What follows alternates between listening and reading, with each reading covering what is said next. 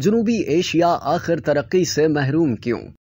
जनूब मशरकी Asia की तरक्की के बाद यकीन था कि जनूबी एशिया के ममालिक भी इस तेज रफ्तार तरक्की की लहर में शामिल हो जाएंगे, लेकिन अभी तक ये यकीन हकीकत में नहीं बदल सका। वैसे तो जनूबी एशिया 6 ममालिक पर मुश्तमिल है, जिनमें भारत, पाकिस्तान, बांग्लादेश, श्रीलंका, नेपाल, भूटान और मालदीव शामिल हैं। लेकिन अगर वसाइल और आबादी के लिहाज से देखा जाए तो इसमें से 3 ममालिक भारत, पाकिस्तान और बांग्लादेश ही में वो सलाहियत है जो इस खित्ते को आलमी तरक्की की दौड़ में शामिल कर सकती है। इन तीनों ममालिक की आबादी 165 करोड़ के करीब है। यहाँ के लोग जदीद टेक्नोलॉजी से वाकफियत रखते हैं और इसे इस्तेमाल करना भी जानते हैं। फिर ये कि उनके पास तरक्की के मौके भी हैं, क्योंकि दुनिया में सबसे ज्यादा तरक्की करने वाला मुल्क चीन इन ममालिक का पड़ोसी है। भारत, पाकिस्तान और बांग्लादेश की जमीनी सरहदें मिलती हैं, जिसकी वजह से माल की तरसील न सिर्फ आसान है बल्कि निस्बतन सस्ती और तेज रफ्तार भी है। फिर क्या वजह है कि ये मुल्क उस तेजी से तरक्की नहीं कर पा रहा जिस तरह इनके जनूब मशरकी एशियाई पड़ोसियों ने की? मुमकिन वजह यही हो सकती है कि ममालिक के दरमियान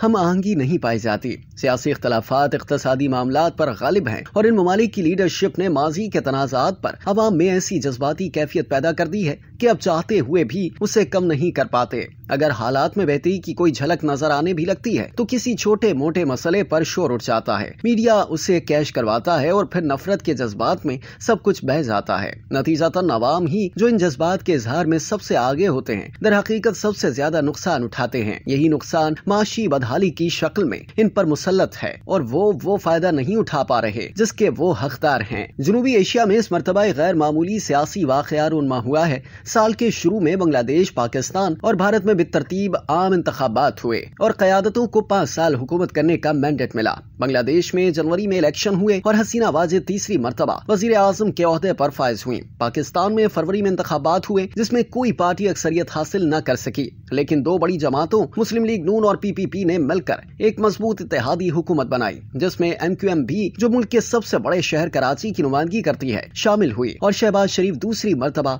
मुल्क के वजीर आजम बने। भारत में इंतखाबी अमल जून में मुकम्मल हुआ और नरेंद्र मोदी तीसरी मर्तबा वजीर आजम बन गए। गो उनकी पार्टी वाज़ेह अक्सरियत हासिल न कर सकी और वो अपने इत्तेहादियों के साथ हुकूमत बनाने पर मजबूर हुए। भारत और बांग्लादेश एक दूसरे के खासे करीब हैं और उनके दरमियान इक्तिसादी ताउन भी जारी है, जबकि पाकिस्तान और भारत के दरमियान कश्मीर का मसला जूं का तू मौजूद है, बल्कि आर्टिकल 376 मुअत्तल होने के बाद तलखी मजीद बढ़ चुकी है। जनूबी एशिया के ममालिक की क़यादत में बहुत सी बातें मुश्तरक भी हैं। अव्वल तो यही कि तीनों के पास 5 साल हैं जिनमें वो अपने मुल्क और पड़ोसियों के साथ ताल्लुकात पर इत्मीनान से अस्सिर नौ गौर कर सकते हैं। मोदी और शहबाज शरीफ एक दूसरे के लिए नए हैं। पाक भारत नुक्ता नजर से देखा जाए तो बीजेपी की हुकूमत चाहे अंदरूनी तौर पर कैसी ही नफरत अंगेज पॉलिसीज पर अमल पैरा हो, लेकिन इसके दोनों अहम वज़राए आज़म खुद चलकर पाकिस्तान आए, यानी अटल बिहारी वाजपेयी और नरेंद्र मोदी। जबकि इसके बरक्स सेकुलरिज्म की दावेदार कांग्रेस के दौर में तीनों पाक भारत जंगे हुई। कांग्रेसी वजीर आजम इंदिरा गांधी के दौर में भारत ने मशरकी पाकिस्तान पर फौजी हमला किया और इसके 2 लख्त होने में मदद की।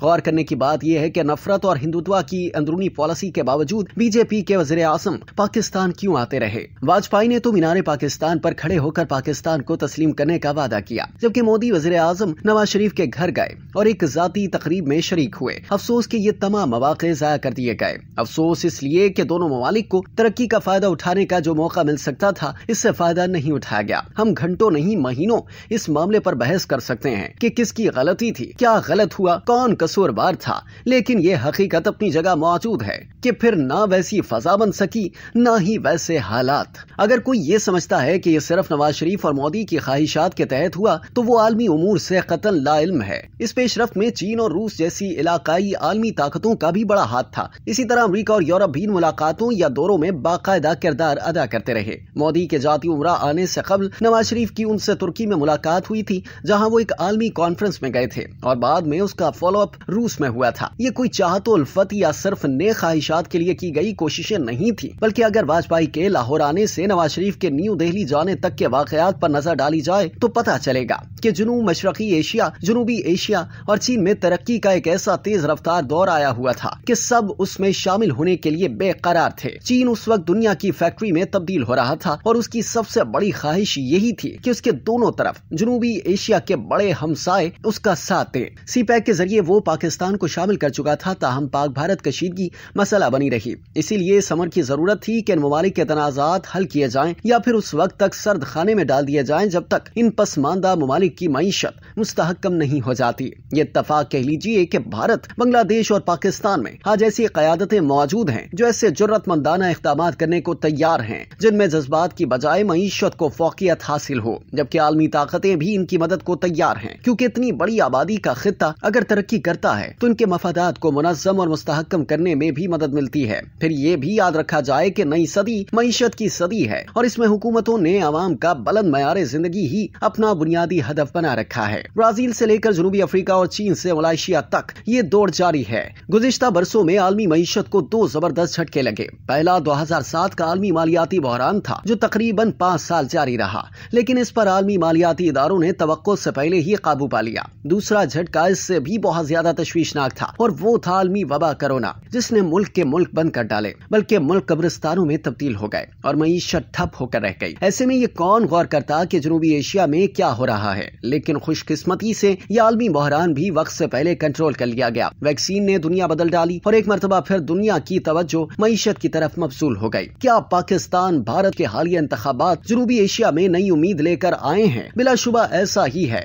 इन ममालिक की क़यादतें मंजी हुई और तजर्बा कार हैं। मोदी, शहबाज शरीफ एक दूसरे को बाखूबी जानते हैं और ये भी समझते हैं कि इतनी बड़ी बड़ी आबादियों के मुल्क सिर्फ उसी वक्त मुस्तहकम रह सकते हैं जब उनकी मईशत मजबूत हो। अगर अवाम मुतमईन नहीं तो सारे किए कराए पर पानी फिर जाता है। इसके लिए ना तो किसी जादुई लीडरशिप की जरूरत है, ना ही सहर अंगेज शख्सियतों की, बल्कि अपने अवाम और मुल्क की तरक्की का विजन चाहिए। पाकिस्तान में बड़ा शोर है कि हुकूमत इत्तेहादी है, इसलिए कमजोर है, बड़े फैसले नहीं कर सकती। लेकिन इसमें एक मस्बत पहलू ये सामने आया कि पीटीआई ने अपोजिशन का किरदार न सिर्फ कबूल कर लिया है, बल्कि वो भरपूर किरदार भी अदा कर रही है। उसे मीडिया में जितनी पजीराई मिल रही है, उसने जहां एक तरफ उसकी मजबूती का तासुर दिया, दूसरी तरफ पार्लिमानी जमहूरियत के आगे बढ़ने की राहें भी खुली। हुकूमत और अपोजिशन दोनों को ये बात बहुत अच्छी तरह पता है कि उनका असल मुकाबला किसी पार्टी या शख्सियत से नहीं बल्कि बदहाल मईशत से है। शहबाज हुकूमत की खुशकिस्मती है कि आलमी महंगाई, जो दुनिया में अदम इस्तेहकाम की बड़ी वजह बनी हुई थी, अब कम होती जा रही है।